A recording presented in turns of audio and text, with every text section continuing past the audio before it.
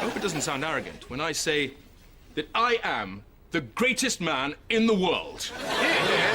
Later on in this episode, I'm going to be quite complimentary about the scenes with the dwarves, but first, I wanted this part to be seen by everybody.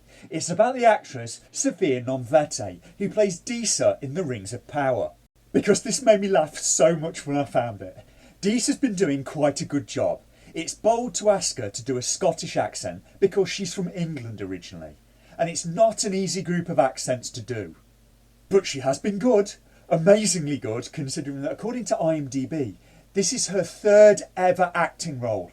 Amazon Studios made the most expensive series in TV history and gave a role to someone who's only acted in 2 other things. And her second role was a children's TV game show called Swashbuckle on the CBeebies network from 2019, where she played the character of Captain Hey-Ho. Right, I am so hungry for my seafood a la slurp. Is it ready yet, cook? I'm just about to start making it.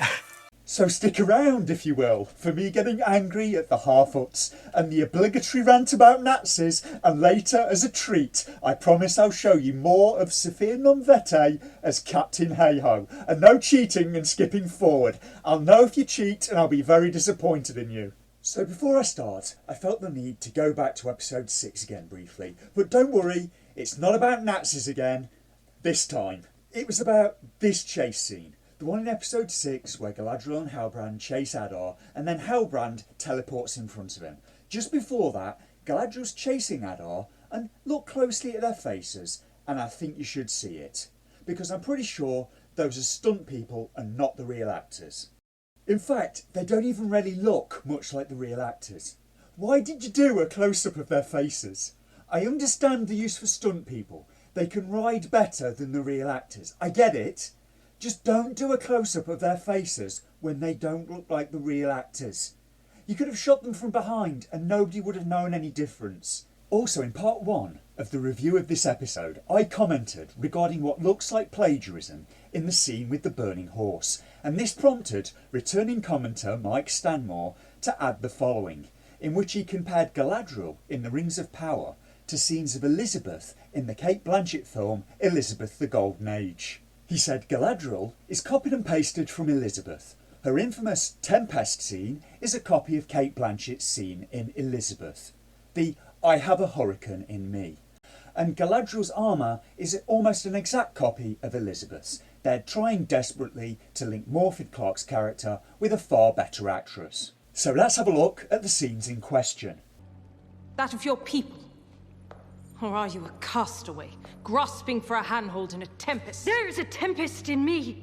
I too can command the wind, sir! I have a hurricane in me that will strip Spain bare if you dare to try me! And yes, it seems he may have a point. God, this show is shameless.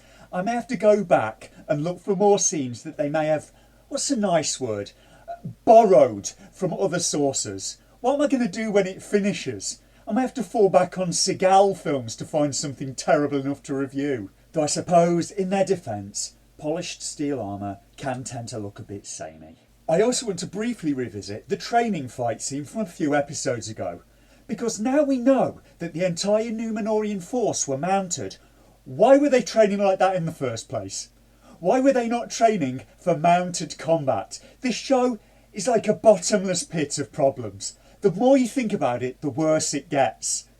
One last bit of housekeeping, I promise, and then we can get on to the Harfoots. I've been working tirelessly to try and improve my audio quality, though you may not have noticed. So let me know if this sounds a little better. Maybe tell me what the problem is for you.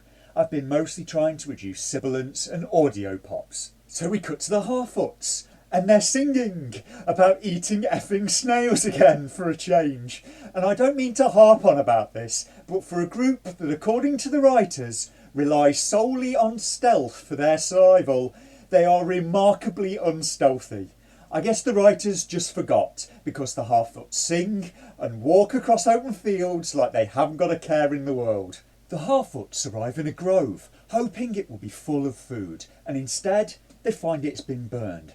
A flaming rock, it appears, has come all the way from Mount Doom. And don't even think about it. I'm not doing it now because from the maps they have shown, I have a feeling that that flaming rock must have been thrown about 1,000 kilometres.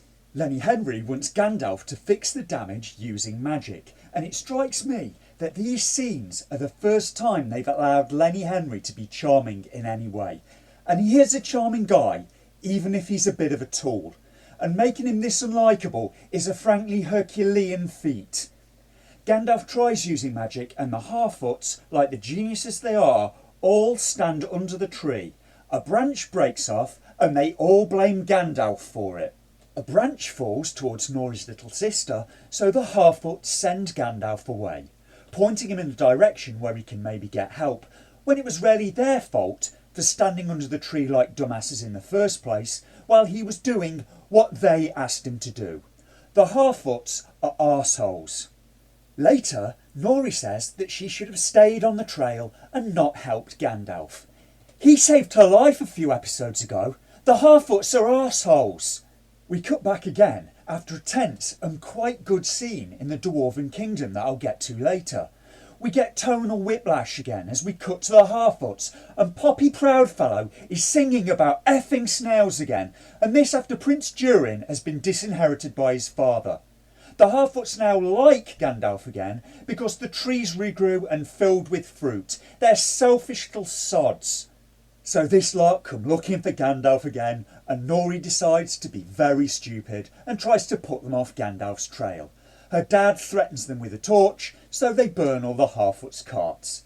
Her dad does the hearts as big as our feet bit, and then some Harfoots go looking for Gandalf to warn him and just walk over an open field. So I guess the writers just forgot again about that part where the Harfoots only survive by stealth.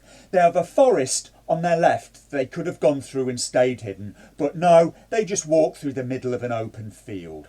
So now let's get back to what I think is the best part of the show, the Dwarves. Peter Mullen playing King Durin III is probably the best part of the show. He's been acting steadily since 1988. He was in Trainspotting. He's a very safe pair of hands. You gave the Dwarves Scottish accents. It was quite a good move to get an experienced actor from Scotland, because it isn't the easiest accent to do. And Scotland has loads of good actors, but instead, for Prince Durin IV, you cast an actor from Wales. And contrary to what some Americans may think, Wales and Scotland are very different. And I'm sorry to say that the Welsh lad doesn't always pull it off.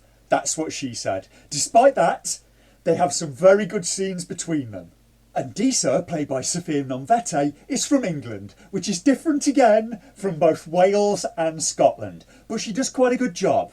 Amazingly good, considering this is her third ever acting role, and I repeat, her second role was a children's TV game show called Swashbuckle from 2019, where she played the character of Captain Hey-Ho. When in doubt, throw everything in and hope for the best. Welcome, Captain. You're in for a treat. Gonna make you something tasty, something neat to eat. A show in which children try to win back fake jewels from mean pirates who then have to walk a plank into some gunge at the end. There's a flash and a splash of milk. Keep the jug still. Look, not a drop spilled. Oops. This doesn't look right! So Elrond meets with the dwarves and offers them a trade of food and timber for the next 500 years for a supply of the mithril. But Durin's father does not want to mine mithril for the elves, and his son the prince disagrees. What follows are some very good scenes. Both the king and the prince have valid positions. The king says that fire is in the dwarves' nature, and fire embraces the truth. The truth that all things must one day be consumed and fade away into ash. He says we do not dig in earth that can't support it, delving into depths beyond the darkness, tempting shadow, rock and mine to bury us all beneath the mountain. The Dwarven King says everything has its time. He does not want to risk dwarven lives to help the elves cheat death. He doesn't want to risk all that they have by defying the will of the gods and risking disaster for the elven people. The prince cannot accept it, and he wants to save his friend, and he sees the elves as allies. The king says the fate of the elves was decided many ages ago by minds much wiser, much farther seeing than our own. Defy their will, he says, and this entire kingdom may fall, perhaps the entire Middle-earth. I'm sorry, my son, he says, but their time has come. And this is quite powerful stuff. Sadly, this doesn't make great sense, because earlier in the series, the king wanted to mine the mithril for the dwarves. So now the show presents a binary choice of mine the mithril and give it to the elves, or don't mine it. When the king just a few episodes ago wanted to mine the mithril and use it to help the dwarves. Showrunners, did you forget your own story again? But it doesn't matter. Even with these errors, this may be the show's high point so far. Disa wants the prince to defy his father and mine the mithril anyway. And we have an interesting little set of characters here. I kind of wish we'd got to spend more time with the dwarves. Later, spurred on by Disa, Prince Durin defies his father and goes with Elrond to mine the mithril. They do another quite good scene of them bonding, and the actors sell the friendship quite well. But in all honesty, they maybe needed a few more scenes together. The whole thing still feels a little undercooked. As they break through into a cavern with a huge seam of mithril, they're caught by the king and his guards. And why do the elves need the dwarves to mine the mithril for them anyway? Can't they move and mine it themselves? Can't they just move next to the mithril? Anyway, that doesn't matter now. Elrond is thrown out of the Dwarven Kingdom, and this leads to a large argument between the king and the prince. The king is angry at being disobeyed. The prince is angry because he wants to help his friend and finds the king's actions stifling and restrictive. The prince tells his father that Elrond is as much of a brother to him as if he grew up in his mother's womb, and the king goes nuclear, shouting, "How dare you!" He disinherits his son. They both accuse the other of betraying their people. The father accuses the son of siding with the elves. The son says the father is betraying his people by betraying their allies. And it's good, powerful stuff. And then it's ruined by cutting to Poppy Proudfillow singing about effing snails again. And then it's ruined again later for a second time as the king seals up the cavern with the mithril and throws the leaf inside that he got from the elves. The leaf floats slowly down, maybe 50 feet, and there's just a Balrog sitting down there that was just on the other side of that wall, and it feels way too abrupt and totally unearned. So that's it for episode 7. Some very good scenes, lost and drowning in a sea of complete nonsense. Only one more episode to go. Let's see if they can stick the landing, but I'm not holding my breath.